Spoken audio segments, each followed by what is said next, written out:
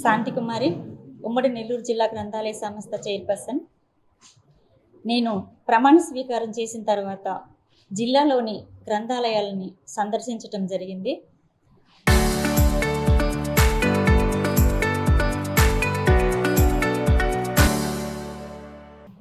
దీనికి కారణం ఏంటంటే, గ్రంథాలయాల్లో ఉండేటువంటి మౌలిక సదుపాయాలు కానీ, వసతులు, పరిస్థితులు ఇవన్నీ ఎలా ఉంటాయో చూద్దామని కొన్ని గ్రంథాలయాలు సందర్శించడం జరిగింది. దీంతో నేను కొన్ని లోపతాపాలు ఉండేటివన్నీ తెలుసుకొని వీటికి ఏ విధంగా మనం పరిష్కారం ఇవ్వాలనేది మీడియా ద్వారా తెలియజేద్దామని ఈ విలేకరుల మీటింగ్ ఏర్పాటు చేశాను.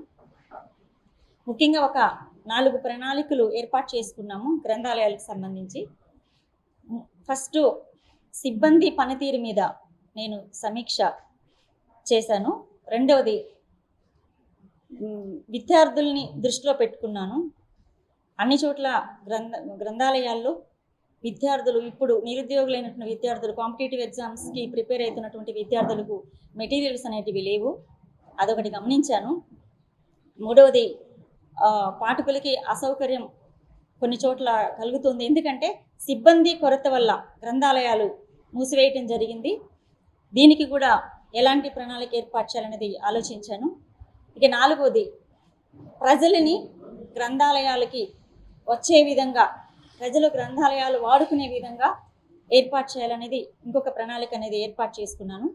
దీంట్లో భాగంగా ముందు స్థానికంగా ఉండేటువంటి ప్రజాప్రతినిధులు అయితేనేమి, డోనర్స్ అయితేనేమి, అందరినీ కూడా నేను సహాయార్థం కోరడం జరిగింది. ముఖ్యంగా నేను యువతను దృష్టిలో పెట్టుకున్నాను. ఇప్పుడు వచ్చేటువంటి కాంపిటేటివ్ ఎగ్జామ్స్కి కావాల్సినటువంటి మెటీరియల్స్ వారిని అడగడం జరిగింది. చాలామంది దాతలు ముందుకు వస్తున్నారు గ్రంథాలయాలకు సహాయం చేయడానికి. దాంట్లో భాగంగా నెల్లూరు గ్రంథాలయానికి సంబంధించి చైర్స్, ప్యాడ్స్, ఇంకా మెటీరియల్స్ కూడా నేను అడగటం జరిగింది అక్షయ ట్రస్ట్ వారిని. వారు చాలా వేగంగా స్పందించి ఈరోజు 2 లక్షలు విలువ చేసేటువంటి చైర్స్ అయితేనేమి, ప్యాడ్స్ అయితేనేమి, మెటీరియల్స్ కూడా మాకు అందిస్తున్నారు. అట్లా అన్ని చోట్ల, అన్ని గ్రంథాలయాల్లో కూడా అలాగే సహాయం చేస్తున్నారు. ఇక నేను ప్రజలకు చేసే విజ్ఞప్తి ఏంటంటే, ప్రజలు గ్రంథాలయాలు ఉపయోగించాలి. మీ దగ్గరలో ఉన్నటువంటి గ్రంథాలయాల్ని మీరు ఉపయోగిస్తే తప్పకుండా అక్కడ ఉండేటువంటి లోతుపాట్లు అయితేనేమి, మా సిబ్బంది మీకు సహకరిస్తున్నారా లేదనే విషయాలు ఇవన్నీ మీరు మాకు తెలియజేశారంటే తప్పకుండా వాటి మీద మేము నిర్ణయం తీసుకుంటాం ఏం చేయాలనేది. ఇప్పుడు అవుట్సోర్సింగ్ ద్వారా కొంతమంది తీసుకుంటున్నామో వారిని డ్యూటీలోకి తీసుకున్న తర్వాత ఎక్కడైతే మూసేస్తున్నారో ఆ గ్రంథాలయాలన్నింటినీ ఓపెన్ చేస్తాము. తప్పకుండా విద్యార్థులు ముందుగా గ్రంథాలయాలు ఉపయోగించండి. మీరు రావాలి. మీరు కాంపిటేటివ్ ఎగ్జామ్స్కి అవసరమైనటువంటి పుస్తకాలని ఏ గ్రంథాలయానికి సంబంధించి ఆ గ్రంథాలయంలో నింపడానికి మేము సిద్ధంగా ఉన్నాము. మా సిబ్బంది కూడా ఇప్పుడు ఇంకా కొత్త సిబ్బందిని దింపుతున్నాము. అందరూ కూడా గ్రంథాలయాలకి మీరు వచ్చి ఉపయోగించుకుంటే గ్రంథాలయాలకి అభివృద్ధి అనేది జరుగుతుంది. సెస్ అనేది చాలా ఇంపార్టెంట్. సెస్ అమౌంట్ చాలా ఉంది. సంబంధిత అధికారులను కూడా నేను కలవటం జరిగింది. అందరూ సానుకూలంగా స్పందిస్తున్నారు కూడా. తప్పకుండా త్వరలో ఈ కూటమి ప్రభుత్వం ద్వారానే గ్రంథాలయాలు అభివృద్ధి చెందుతాయని నేను తెలియజేసుకుంటున్నాను. అదేవిధంగా మంగళగిరిలో మోడల్ గ్రంథాలయాన్ని మన లోకేష్ బాబు గారు ప్రారంభించడం జరిగింది.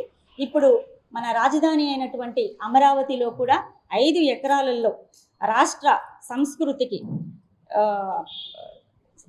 ప్రతీకమైనటువంటి ఒక విశిష్టమైనటువంటి రాష్ట్ర కేంద్ర గ్రంథాలయాన్ని ప్రారంభించడం జరుగుతుంది త్వరలో. కాబట్టి ఈ కూటమి ప్రభుత్వం వల్ల గ్రంథాలయాలకి తిరిగి గొప్ప అభివృద్ధి అనేది చేస్తారని నేను నమ్ముతున్నాను. మా లోకేష్ బాబు గారు విద్యాశాఖ మంత్రి వారు అవ్వటం వల్ల గ్రంథాలయాల మీద డిజిటల్ గ్రంథాలయాలు చేయాలని వారు చాలా ఉద్దేశపూర్వకంగా మనకు సహాయార్థంగా అన్ని చేస్తారు. అదేవిధంగా మా చైర్మన్ అయినటువంటి శ్రీ కోటేశ్వరరావు గారి సహకారంతో, ఇంకా ప్రజాప్రతినిధులతో అందరితో కూడా నేను మమేకమై వాళ్ళందరి సహకారార్థం, ఇంకా పుస్తక ప్రియుల యొక్క సూచనల మేరకు గ్రంథాలయానికి కావాల్సినటువంటి పుస్తకాలు ఇవన్నీ కూడా నేను త్వరలో ముందుకు తీసుకొచ్చి గ్రంథాలయాలను అభివృద్ధి చేస్తానని ఇందు మూలంగా ప్రజలకందరికీ కూడా నేను తెలియపరచుకోవడం కోసమే ఈ మీడియా ఏర్పాటు చేసుకుని నేను తెలియజేస్తున్నాను. తప్పకుండా ప్రజలందరికీ విజ్ఞప్తి ఒకటే, గ్రంథాలయాలు ఉపయోగించండి. మీ అందరి సహకారంతోనే మన గ్రంథాలయాల్ని మనం అభివృద్ధి చేసుకోగలం. గ్రంథాలయం అనేది సమాజ నేస్తము, జ్ఞాన సంపద. కాబట్టి ఈ సంపద అందరిది. అందరూ సహకరిస్తే నేను కూడా నా వంతు కృషి చేసి తప్పకుండా ఈ 2-3 సంవత్సరాలలో ప్రతి చోట గ్రంథాలయాన్ని ఓపెన్ చేసి అన్ని చోట్ల గ్రంథాలయాలు కలకల్లాడే విధంగా చేస్తానని మీకు తెలియజేసుకుంటూ 5 కోట్ల ఆంధ్రుల ఆకాంక్ష నెరవేరినటువంటి రోజు, 3 ముక్కలాట ముగిసిపోయి ఒకే రాష్ట్రం, ఒకే రాజధానిగా అమరావతికి ముక్తి లభించిందని నేను భావిస్తున్నాను.